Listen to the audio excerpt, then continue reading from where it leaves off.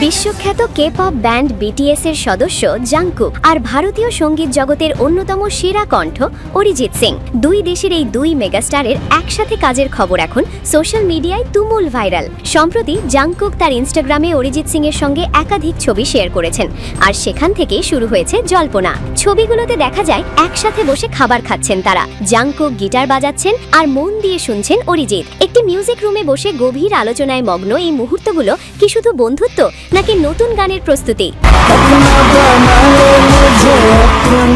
Instagram পোস্টে Jungkook নিজেই জানিয়েছেন, আমি গোপনে ভারতে এসেছিলাম, কোনো শো বা ক্যামেরার জন্য নয়, শুধু গানের জন্য। তিনি আরও বলেন, অরিজিৎ সিং এর সঙ্গে দেখা করেছি, আমরা একসাথে বসে কথা বলেছি, স্মৃতি ভাগ করেছি এবং বিশেষ কিছু তৈরি করেছি। এই কথাগুলোই যেন ভক্তদের উত্তেজনা আরও বাড়িয়ে দিয়েছে।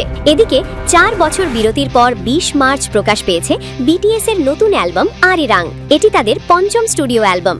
মুক্তির প্রথম দিনেই প্রায় ৩.৯৮ মিলিয়ন কপি বিক্রি, কে-পপ ইতিহাসের নতুন রেকর্ড। এই অ্যালবামের সুইমফাম গানটি ইতোমধ্যেই বিশ্বজুড়ে ঝড় তুলেছে। ৯০টি দেশের মিউজিক চার্টে number 1, USA, UK, Japan, Germany, ফ্রান্সের মতো বড় বড় দেশেও শীর্ষে। দক্ষিণ কোরিয়াতেও ব্যাপক জনপ্রিয়। সব মিলিয়ে বলা যায়, জাংকুক ও অরিজিৎ সিং এর এই সম্ভাব্য সহযোগিতা যদি সত্যি হয়, তাহলে এটি হতে পারে ২০২৬ সালের সবচেয়ে বড় মিউজিক কোলাবোরেশন।